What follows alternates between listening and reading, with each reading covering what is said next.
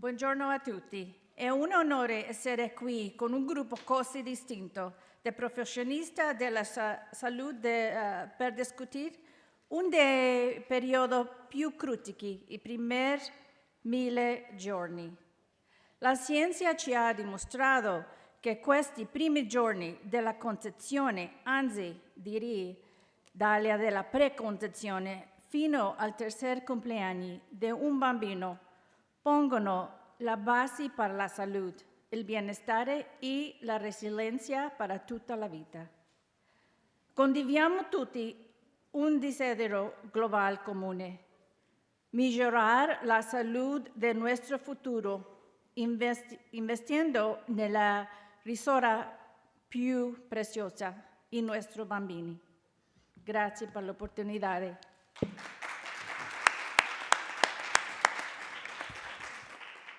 Everything else will be in English.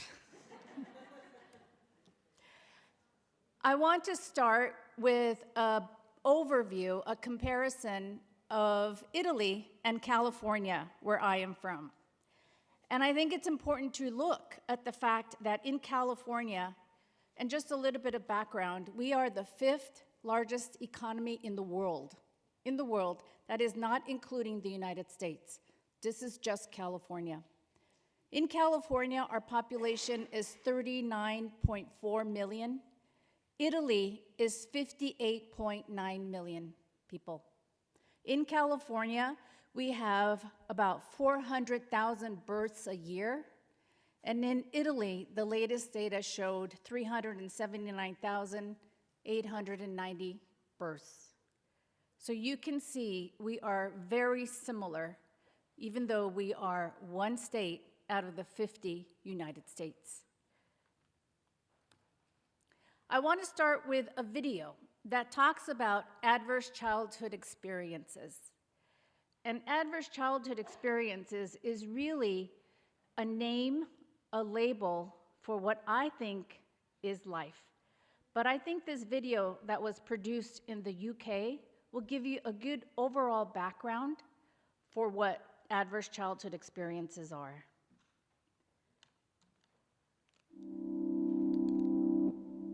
Brain development is much more than a story about biology. From the earliest years, relationships with others play a key role in shaping how our brain grows and develops. Early relationships, where there is abuse and neglect, have a long-term impact on children. A brain that has adapted to survive in a threatening or unpredictable world may not work so well in an ordinary environment. This can create what is called latent vulnerability, where early abusive or neglectful experiences with carers put children at greater risk of experiencing mental health problems in the future. For these children, compared to their peers, common experiences like moving to a new school can feel more daunting and stressful. New faces can appear threatening, while positive social cues can be missed. It can be harder to negotiate new social situations and learn to trust new people. Even fun experiences like joining a new sports team can be challenging. Too much focus on potential threat cues can mean missing out on positive social cues such as a playful nudge. Or it causes an overreaction, which leads to an increased risk of conflict and sometimes violence. These reactions can increase the likelihood of generating new stressful events. It's harder to deal with everyday challenges when you feel unconfident and anxious inside, and harder to build and maintain relationships. Over time, this can mean a child loses friends and the support of adults, and so misses out on opportunities to grow and develop. This social thinning can increase the risk of mental health problems in the future. Neuroscience research is beginning to shed new light on how vulnerability unfolds over a child's life. All children need care and stimulation from adults who value them and who show them attention and love. These experiences shape a child's brain development. When children face traumatic experiences like abuse and neglect, their brain adapts to help them cope. We know of changes in 3 different brain systems: the reward, memory, and threat systems. Experiences of domestic violence or physical abuse can lead to hypervigilance, where the brain reacts more to threat. This might help a child stay safe in an early adverse environment, but it can cause problems in more ordinary environments. Hypervigilance can best be understood as a pattern of adaptation rather than a sign of damage. Abuse and neglect can also mean a world where a child's basic needs for care and attention are not met. This can shape the brain's reward system, the part of the brain that helps us learn about positive aspects of our environment and motivates our behaviour.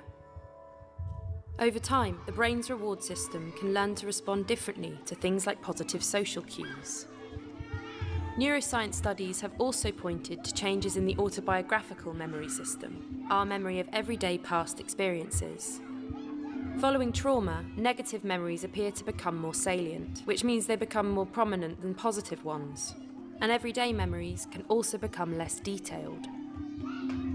This is a problem because we need to draw on past experiences to help us deal with new social situations. Neuroscience research is showing how childhood trauma can create latent vulnerability, increasing the risk of later mental health problems like anxiety and depression.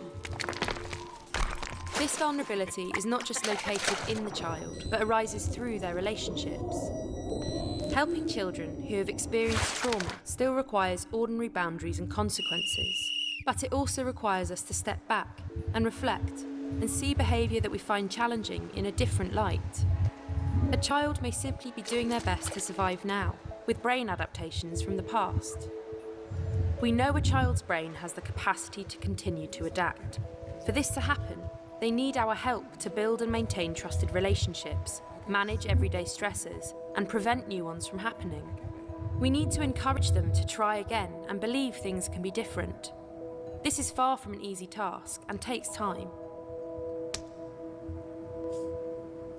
Science is helping reframe our understanding of childhood trauma. Seeing children's behaviour in a new light can mean we respond differently. But there is much still to learn. Working together, we can develop more effective approaches that promote resilience and recovery. We can help children build trusting relationships and create opportunities for their brains to adapt in new ways.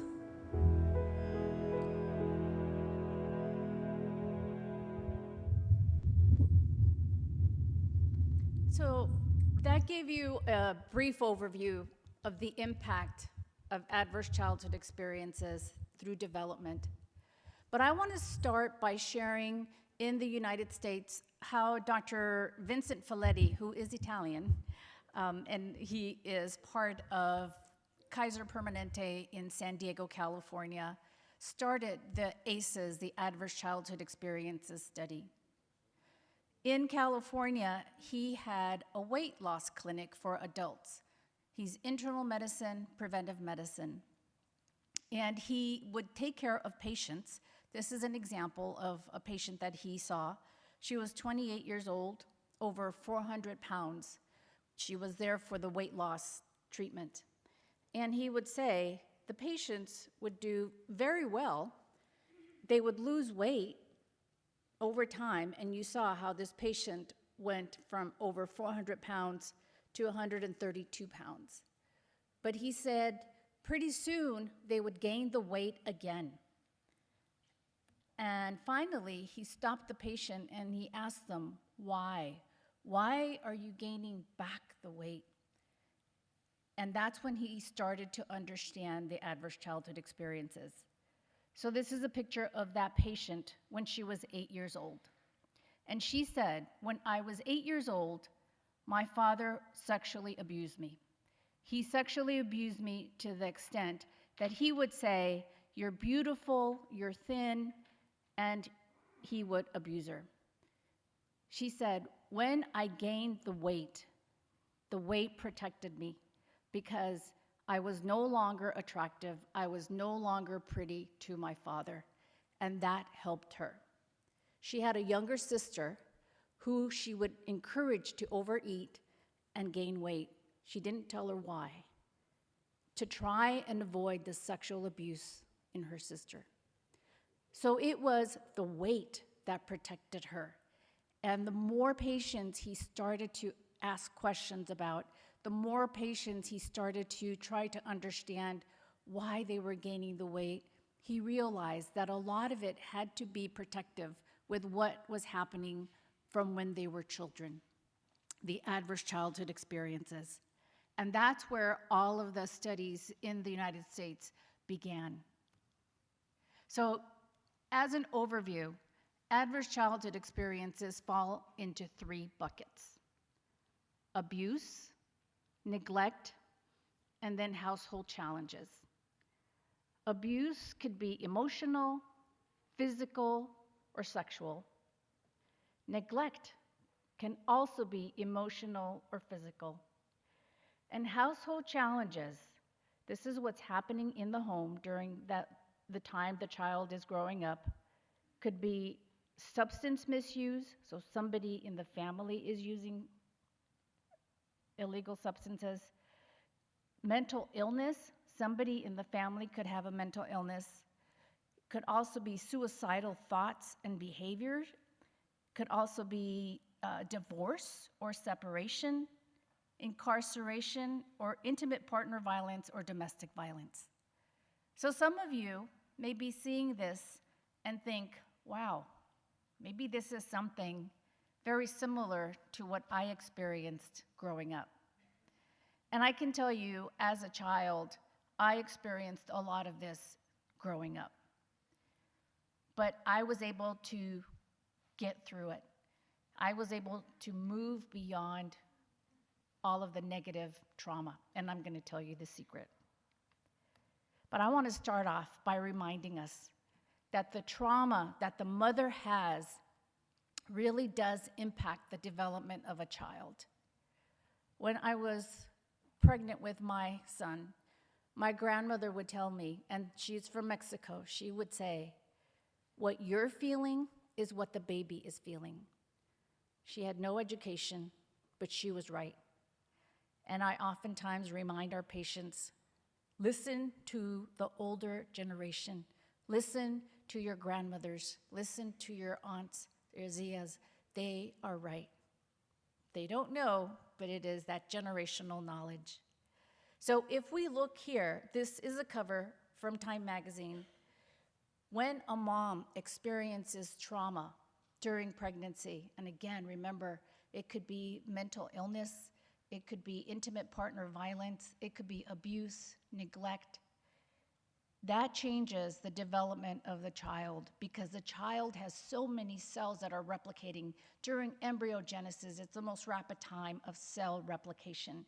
And so all of that toxic stress impacts the endocrine, and the immune system and can cause chronic dysregulation for the entire life of that child. Clinical implications can be really in all of the organ systems that are listed there. So you can see from cardiovascular to metabolic, psychiatric, etc. Again, because there are multiple cells that are dividing.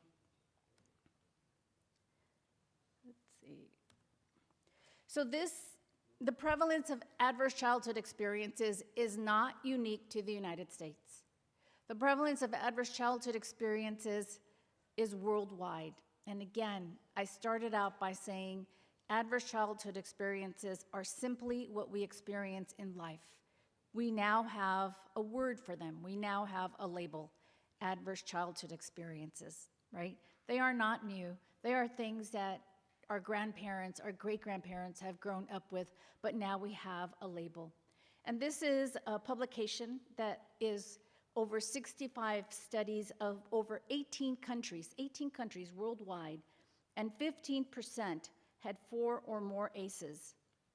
Now, in order to assess the degree of toxicity or bad stress in a person's life, there are 10 questions that you answer. And if you have 4 or more positive responses, then that is considered to be toxic. So worldwide, in this meta-analysis, 15% had 4 or more ACEs. So that is the toxic level. Those were generally seen in people who were in foster care, in juvenile system and indigenous populations.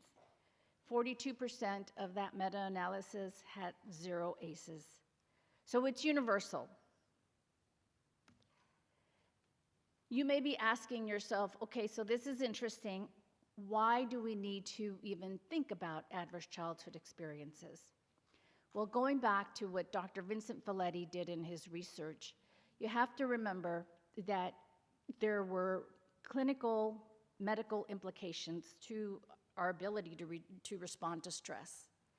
So we know that if we address adverse childhood experiences in childhood, so before the age of 18, we can actually prevent depressive disorders by 44%.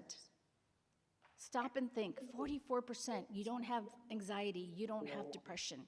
You can prevent it. You can decrease chronic obstructive pulmonary disease by 27%, asthma 24%, you can read on. When I teach medical students, I encourage them to think, why? Don't just memorize. Understand, why is it that you can have such a positive impact on health? Well, when we're stressed, when there's bad things happening to us, what do you try to do? You try to feel better, right? And you can feel better by either using food as a way to relieve yourself, right? You overeat. You may smoke. You may then start to use drugs, maybe drinking alcohol. So once you start overeating, once you start to do negative behavior, then you're increasing your risk for diabetes, high blood pressure, heart disease, right? It starts to perpetuate. So this is the reason why we need to address adverse childhood experiences early on. If we can help the mom, we can help her children, we can help future generations. Now, other things that improve by addressing adverse childhood experiences is that you have less smoking. 33% of smoking is prevented, right? Think about it from a societal aspect. Big difference. Heavy drinking decreases as well. But things that are improved are employment, going to high school, finishing school. And there's more people, because they're working, they now have access to health insurance. So lots of positive impacts. Long-term impacts of ACEs is, and you saw Non from c'è the italiano. video, oops, we have competition. Neanche. No problem. Long-term impacts of ACEs affects the perception of reality, wires the brain. Cortesia, da remoto chiudete i microfoni, grazie. Wires the brain to expect danger, triggers flight or fright response, creates relationship problems, takes away a sense of safety, increases stress hormones following throughout the body, creates a sense of helplessness, and results in serious behavior problems. So a lot of bad impacts. Now, for those of you who are scientists, I share this with you, but when I showed it to researchers, they are thrilled because you can actually see the MRIs and how that correlates to the stress and how that impacts health across the lifespan. So it really does have a pathophysiology, neurobiologic impact, the stress on the development of the human brain. Adverse childhood experiences do not impact everyone equally, and we heard that earlier in terms of the economic impacts overall and investments. People who are of lower socioeconomic stress have a higher number of adverse childhood experiences. And women, low-income women, LGBTQ+, Black, Indigenous, other people of color also have higher adverse childhood experiences. And those who experience discrimination, like racism, that is also viewed as a toxic stress. So you can relate to that here to Italy, how that applies to your population, but this is what we have seen in the United States.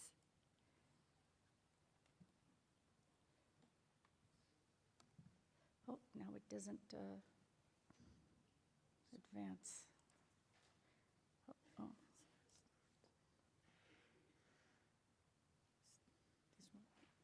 Yes.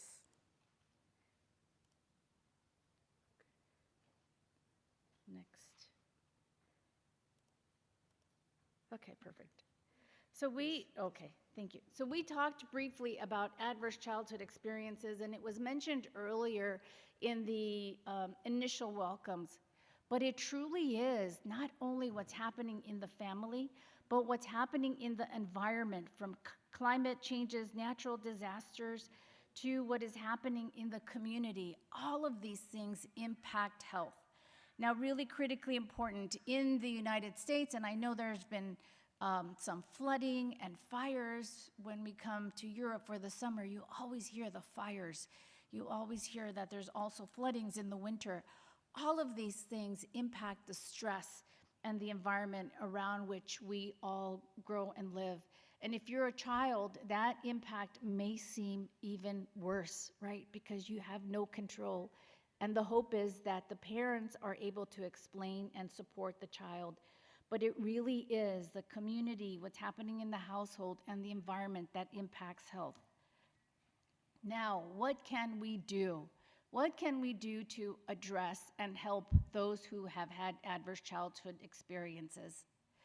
So things that can be done are simple, is be with each other.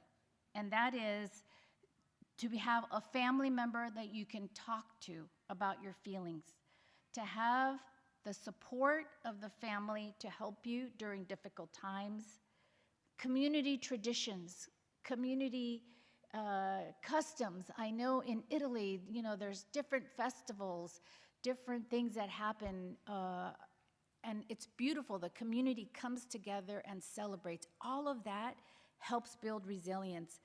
Feeling of belonging in school, feeling of support by friends, having at least 2 non-parental adults who genuinely cared for the children. And this could be a coach, this could be a teacher, this could be a relative, and feeling safe and protected by an adult at home. The more positive childhood experiences there are, it counterbalances the negative, right? So we want to be that support. So I want you to think about children in your life and look at the relationships in their lives. If there is some trauma that is happening in their lives, you be that positive experience that is helping the child. Very important. And I know when you're learning about adverse childhood experiences, you can't help but start to think about your life. You think, wow, I was abused, I was mistreated, I was neglected. But this is the opportunity for you to start taking care of yourself so that you can take care of others. When I spoke to Dr. Vincent Filletti and I asked him, what can we do? What can we do with the adults? What did you do with the adults who talked to you about their adverse childhood experiences? How can you help them? Because there are not enough people to be able to help each other. That's what I thought. I was wrong. He said, Diana, what you need to do is just listen. I said, what do you mean? He said, people just want to get it out. These are secrets. These are things that people never share with somebody else. But when you get it out, it's like a weight that goes off of your shoulders. He said, this is like the Catholic Church. You go to confession. You share your worst sins, and you are welcomed back into the church. He says that's what happens with ACEs. Now, it does not have to be with a doctor. Who is it that needs to listen to people with ACEs? He says we had community workers, we had social workers that were present that just listened. And they were instructed not to say anything, but only to listen. So this is the opportunity for us to start to help each other. They're not asking for solutions, right? Because this happened when they were children. They're just wanting to get it out, wanting to share it so that it is not something that is carried in them. So we in California are looking for innovative ways to address adverse childhood experiences. And in California, we have big investments in precision medicine looking at adverse childhood experiences. So you may be thinking, wow, how can you use precision medicine? Well, I have a couple of slides, but I want to highlight one study out of the University of California, Irvine, how they are looking at precision medicine to predict who is going to do better with resiliency. Could there be a biomarker for resiliency, right, to be able to go forward? And that is what they are discovering, that potentially, yes, there is a biomarker for that. So they have developed a survey of their own. It's called QUICK. It's called Questionnaire About Unpredictability in Childhood. And that questionnaire, along with the A.C.E questionnaire, combines to identify who is going to be at higher risk for depression in the population. So you know that you may be at risk for depression if you've had ACEs, right? We know we can decrease at 44%. But is there something more that we can use to predict? And through their quick survey that they have developed and the ACEs, yes, they actually can identify more people who are at risk for depression than just the ACEs questionnaire. They also came up with the solution for improving resiliency, and it's simple. It is routine in the childhood. What does that mean? It could be as simple as having dinner together. You sit down and you have dinner. No cell phones, put the cell phones away. TV is off, but they just sit and they talk. And that's the opportunity to build those relationships, to build those positive childhood experiences. And this is from their study that they have received to identify precision medicine and ACEs. There are other studies that are happening at Stanford, as well as Children's Hospital Los Angeles, as well as Loma Linda University. All of these focusing on precision medicine. How can we predict who is going to be more vulnerable to the adverse childhood experiences than the average person? But really, you all know the solution, right? You all know that it is building up those positive relationships that can offset all the negative. This is another more research that is happening in precision medicine, one at UCLA, one at University of California, San Diego, and one at University of California, San Francisco. So California is committed to advancing the field of adverse childhood experiences, but more importantly, the precision medicine opportunity for that. Now, in California, we have, on average, 72% of the population has at least one ACE. And 20% of the population has 4 or more ACEs. Now, remember the meta-analysis said there was about 15% global. So in California, we have slightly more. And again, 4 or more is toxic. Now, I did some research on ACEs in Italy, and this is what I came across in this study that was published in 2018. And the emotional abuse, and this was of college students, 62% experienced emotional abuse during childhood. This is here in Italy, 62%. 44% experienced physical abuse, and sexual abuse had a prevalence of 18%. So is it that Italy doesn't have ACEs? Maybe you're just not doing and asking the questions.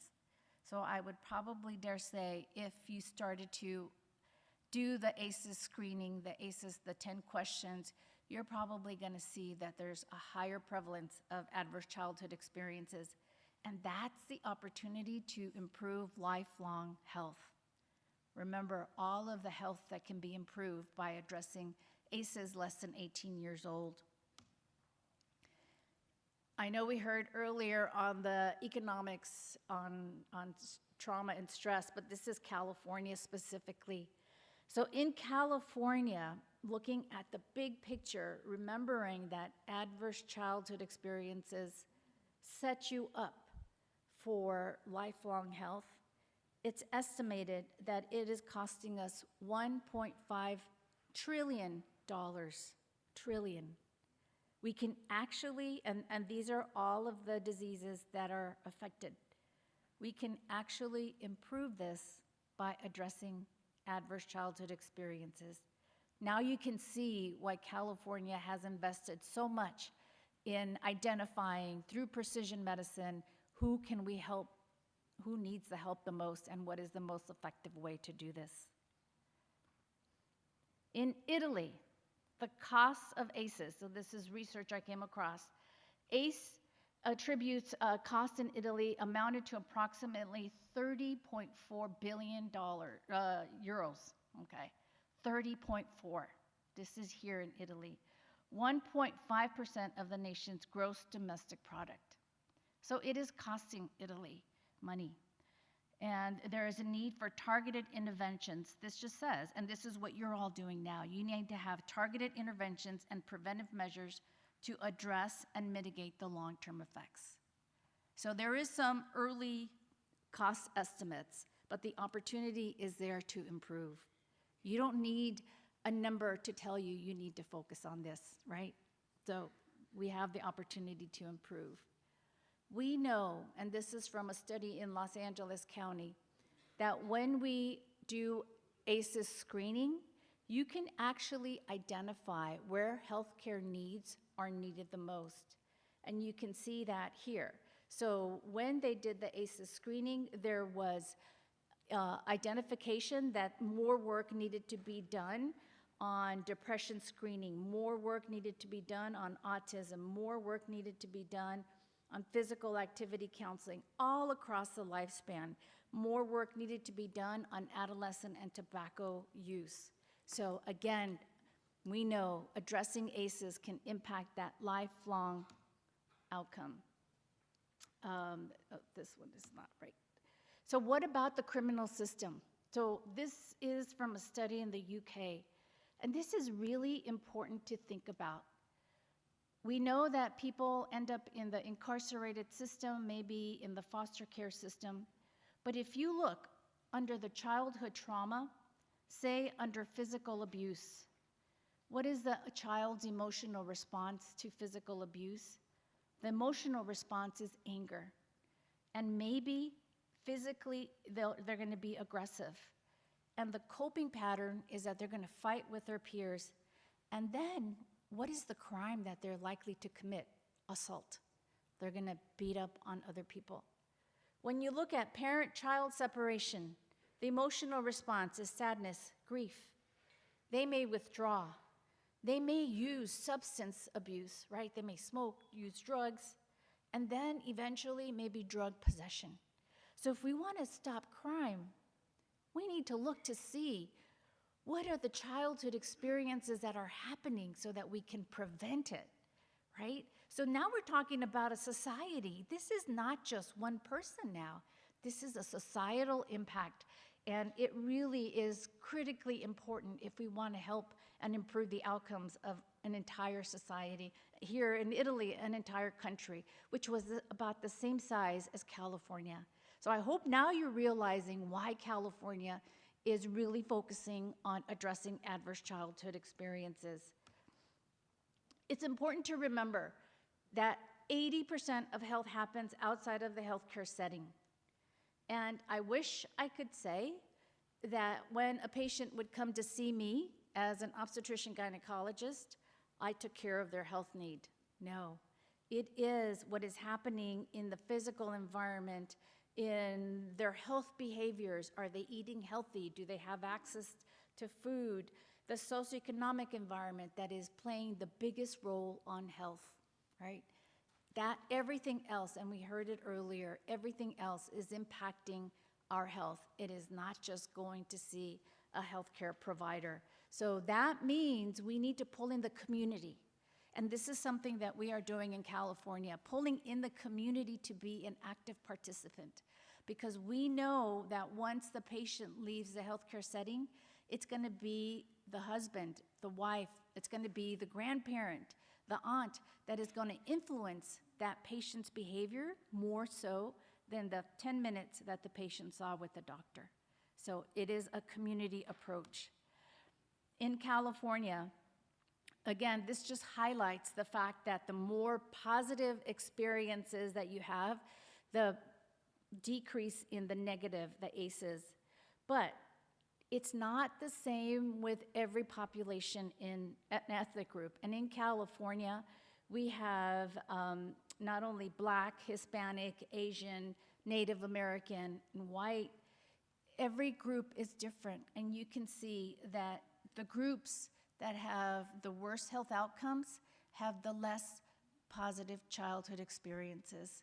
So I know Italy is growing with its diversity of different ethnic groups. So just keep that in mind, is that the ethnic groups will be different in terms of the ability to give the positive childhood experiences. And in California, Hispanics had the lowest number of positive childhood experiences. Hispanics have some of the worst health outcomes in California. We did that one. Oh, sorry. In California, other investments that have been developed is a campaign to help people live beyond ACEs, live beyond adverse childhood experiences. And this is one of those campaigns that we have. So on this website, you can hear people's stories, you can see different information to help you move beyond the adverse childhood experiences. This is a screenshot of the ACEs questionnaire in pregnancy. Kaiser Permanente, which is a health system, one of the largest health systems in California, has been doing ACEs screening since 2019. And they ask the patient, have you had the adverse childhood experience, their adverse childhood experiences, so they can help the mom. Remember, the study started in adults, so they're taking it back to the adults, to the women when they're pregnant, because we know that if we can help the mom, we can help the child.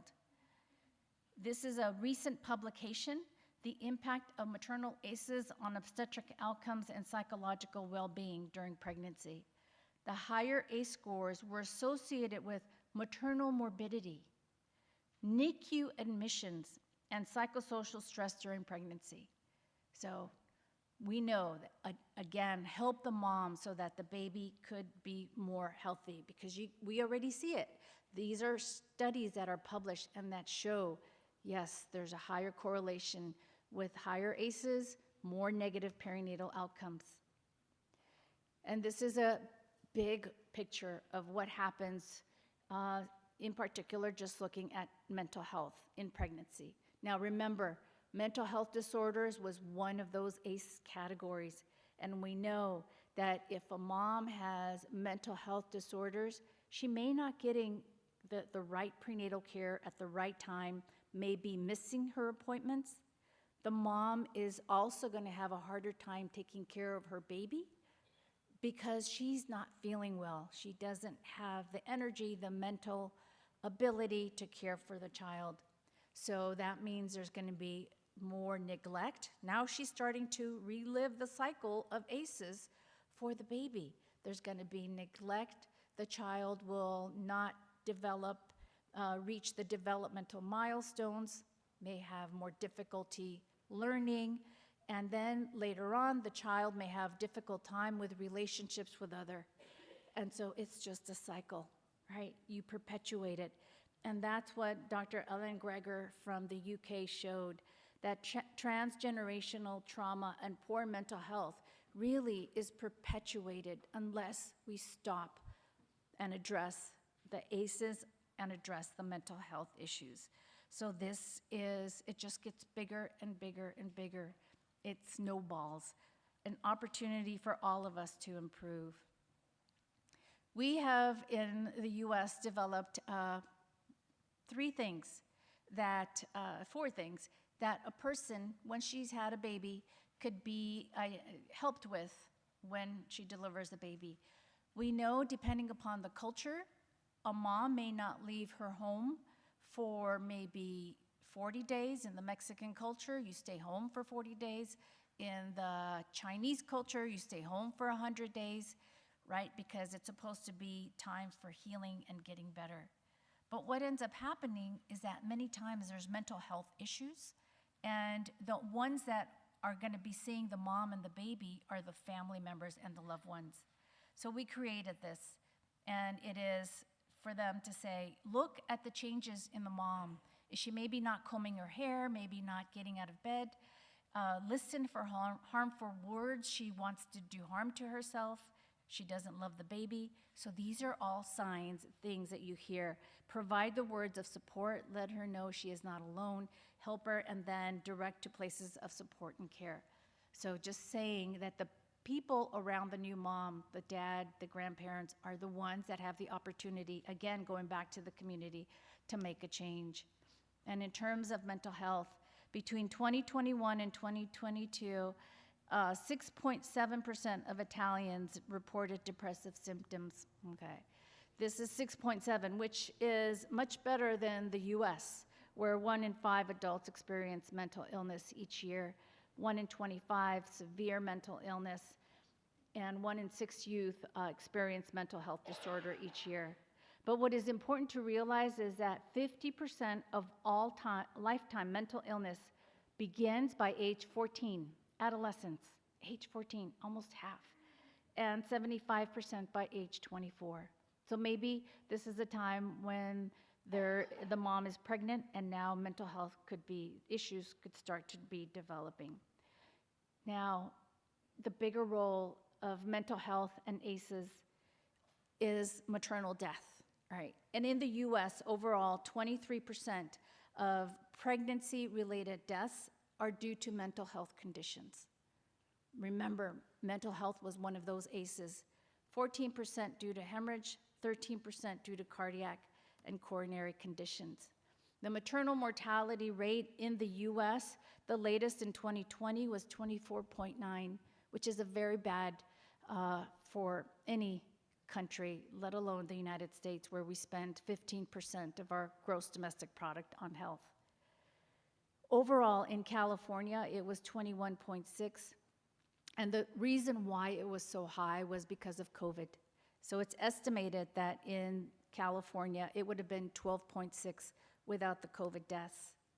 In California, the most common cause of death is heart disease, then bleeding, behavioral health, and infection. But behavioral health plays a role in all of these areas of death. This is new moms, the first 12 months of life. In Italy, the leading causes of obstetric death from 2011 to 2019, now this is really interesting, 42 days after delivery was hemorrhage, sepsis, and cardiovascular. But the late maternal deaths were suicide, malignancies, and cardiovascular. Suicide, again, stop back and you think about the adverse childhood experiences, that one bucket. The impact of the mental health of the mom to the baby to the family, right? And so this is a call to action for all of us to address the health of the mom, to improve the health of the baby and the family. In terms of when the moms are dying in California, 62% are after the baby is born. After the baby is born, the 4th trimester, right? 15% are only during pregnancy. So the opportunity is after delivery. So keeping that in mind, we have developed a quiz, a screening tool, to identify the impact of a person's health with their pregnancy outcomes. It's called PRIMA, Preconception Medical Assessment. It is meant to be used outside of the healthcare setting. And what this does, it provides the opportunity to know, does my current health right now mean that I'm going to need more care if I became pregnant? It focuses on cardiovascular, diabetes, behavioral health, and pulmonary history. Oftentimes, when I saw patients, the first time prenatal care appointment, I would tell them, well, you're going to need more specialized prenatal care because of your high blood pressure. You're going to need maybe insulin because of the diabetes. You're going to need, many things. And they would say, I wish I would have known before I became pregnant that that I could have done something and I could have changed it. And this is what that is. Prima is an opportunity to know, okay, what is my health like right now, and how is that going to impact a pregnancy if I choose to get pregnant? So we have tips for everyone. This is tips everyone should think about. But then we have more recommendations on if you are answering more than 4 out of the 8 questions or 3 or less. General recommendations. And the ability to know, the ability to be an active participant in your health is critically important.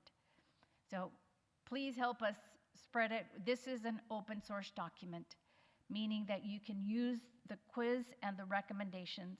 What is on the bottom, you can make it your own. You can send people to whatever healthcare system or program you want, but the quiz itself is not to be changed. The quiz has been validated by Stanford researchers and is going to be presented at the American College of Obstetricians and Gynecologists this spring. We're going to be publishing the findings soon. But please, this is the ability to help people before they become pregnant.